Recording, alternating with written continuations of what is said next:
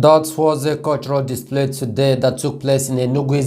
Enugu is in Biafra land, the northern part of Biafra land. Now, of course, you see how the Biafrans and IPOB are entertaining some of the masses, irrespective of how things are working out. Biafrans always find a way to entertain their people, to make the masses happy, to make the core Biafrans happy. Wonderful people, men and women of good conscience and lovers of freedom all over the globe. We welcome you back to our news digest once again. Today being the 21st day of July 2022. Today is Thursday to be precise, and this is still coming from the desk of Nikki Bobby, where we bring you reliable news across Biafra land. We wouldn't forget to remind you to hit the subscribe button as well as to give us thumbs up should you like the information we are bringing to you. We're gonna be quick today just to bring you the update of what Barrister Ifeanyi Ejiofor published as regards to the routine visit to our great leader Mazen Nnamdi Kanu in the DSS dungeon. Barrister Ifeanyi Ejiofor published and wrote, he said, updates on our routine visit to our indefatigable leader and client Onyendu Mazen Nnamdi Kanu at the headquarters of the Department of State's Service DSS Abuja, today being the 21st day of July 2022. Our team of lawyers conducted the court-ordered routine visits to our indefatigable client Onyendu Mazen Nnamdi Kanu today at the DSS headquarters Abuja. We observed with great shock a unilateral detour from the court-ordered guideline, obviously introduced by the DSS in grave violation of the extant court-ordered guideline. The visits, which ought not to have lasted beyond 2 hours, ended up being overstretched for 4 hours due to a change in the modalities of the visits, which gravely violated Onyendu's rights to client-lawyer privacy or privilege. Despite the initial bottleneck, we, Onyendu's lawyer, who originally set out to jointly debrief Onyendu on the status of his matter and other legal undertakings, we are separately/individually admitted for the visit. This was in clear violation of the extant court guideline. Nevertheless, we proceeded to conduct the visits. This new twist is an infraction that will be challenged at the appropriate forum. In the unlikely event that our protest to the detaining authority on the courts in particular falls on deaf ears. In view of this change in the status quo, I was made to first conduct the meeting with Onyendu and was separately gave our brief on the status of his case, as well as the general inroads so far recorded, which detail remain private. I spent quality time with Onyendu, and this afforded us veritable opportunity to extensively brainstorm on available legal strategies being explored for the best output by his team of lawyers, ably led by the legal Iroko, Chief Michael Zukume-san. As usual, Onyendu thanked you all, millions of his followers, fans, and Ezigbo Chineke, for your unfailing solidarity. He reiterated that the fact that he is still strong and firm today is attributed to your resoluteness, ceaseless prayers, and undiluted loyalty. He deeply appreciates everyone who is collectively united in this uncommon resolve. Be assured that we in the legal team are not leaving any stone unturned towards ensuring Onyendu's unconditional release, which details remain private. Onyendu continues to urge Ezigbo Chineke to maintain calm as you have always done, while expressing his firm belief that this journey will end in glory.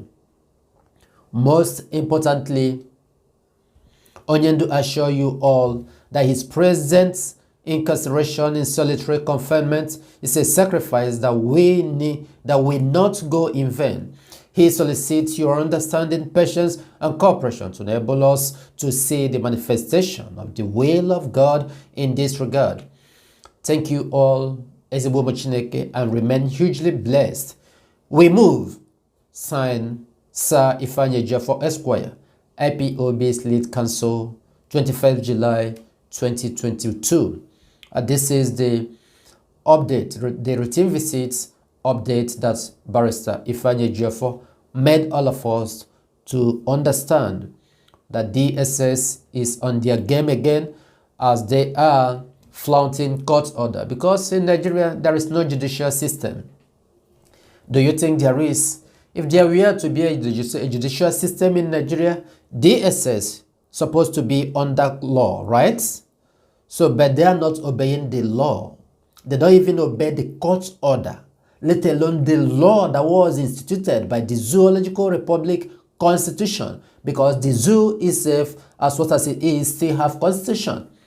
But the Fulanis are not obeying the constitution. They don't even obey court order. Then what else are you going to say? So this is the situation. The barristers were admitted one by one to attend to Mazi Nnamdi Kanu instead of collectively, so that they will reason over the next step, how they will approach the court case. This is the plan, or should I say the strategy, the approach that the zoo government is using right now.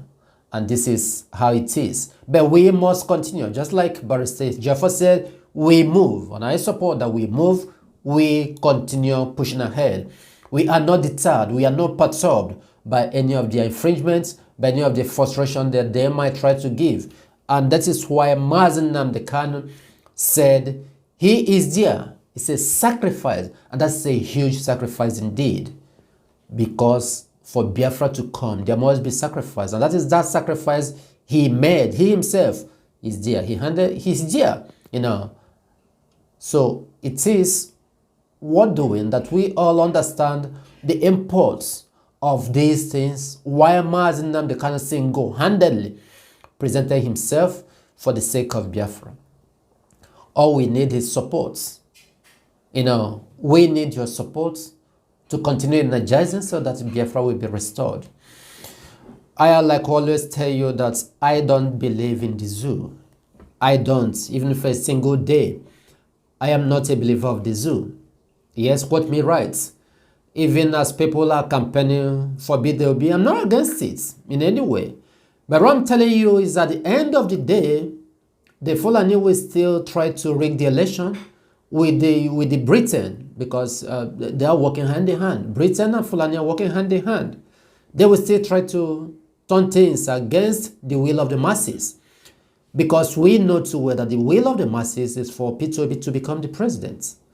But they wouldn't allow that. But then another question I'm asking is that if Igbo man becomes the president, is he going to change the constitution?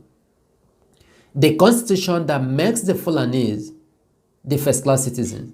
Is he going to change it? The answer is no.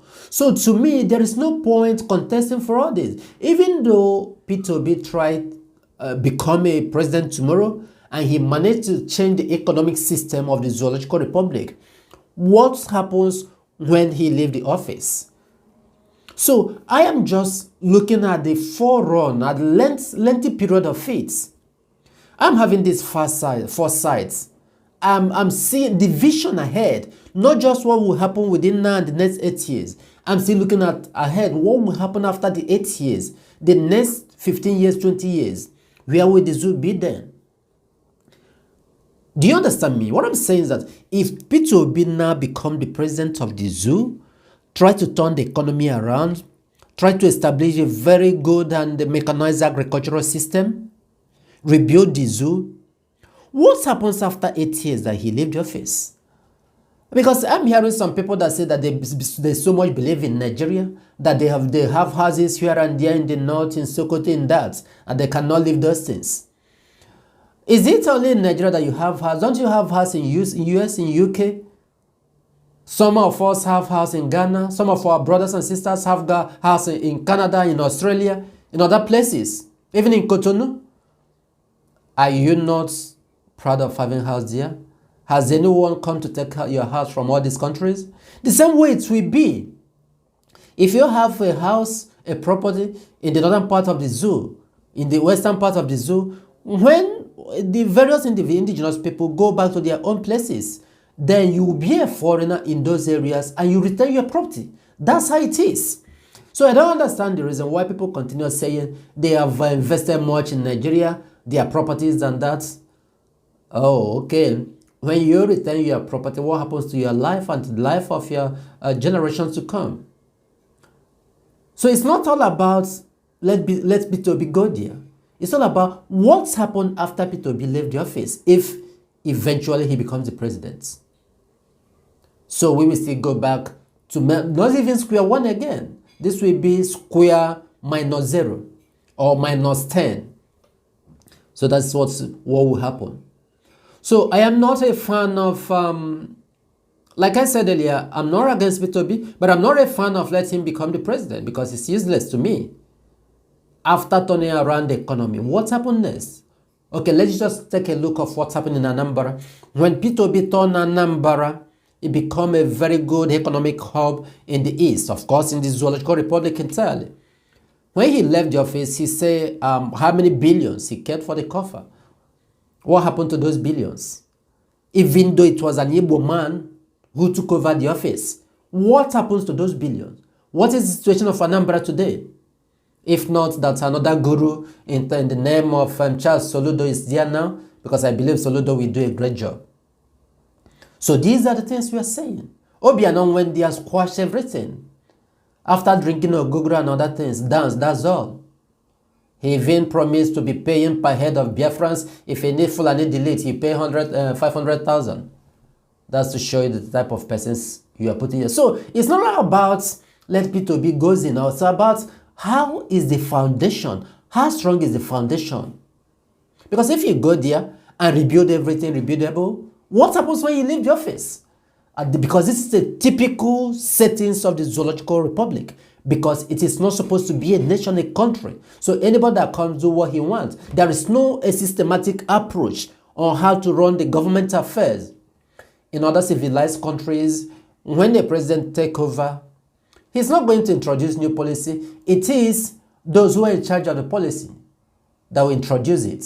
For example, the senators. So presidents will not interfere. What presidents will do is to run the day-to-day activities. Things that has been set on ground already. He now maintain that pattern. Not like in the zoo. Any president that come want to turn things around, he will wake up one day and say, mean so amount of money, send it to my account. Flying from one country to another. This is what I'm trying to tell you. My voice might sound a bit commanding. It's not, I don't mean it that way because I'm getting a bit agitated because of what is happening in the Zoological Republic. Just take a look of what happened in Imo State. A Bible went and deleted over 21 youths. And the person they call the Imo State administrator, is now talking, it is DSS, is that. And those people that a Bible deleted were members of ESL. Imagine. So these are the things we are talking. And these are the things why we say we must stick for the fight for restoration of Biafra until Biafra is fully restored. We will not rest. Wonderful people. We thank you for listening. Of course, I want to urge you again, do not forget to hit the subscribe button. Let's continue expanding and growing our community so that those of us then who really yearn for news, the current updates, will still receive it. And they will still tag along again. And we say, may Chukwu Okike Abiyama continue to guide you. We will see you on our next video.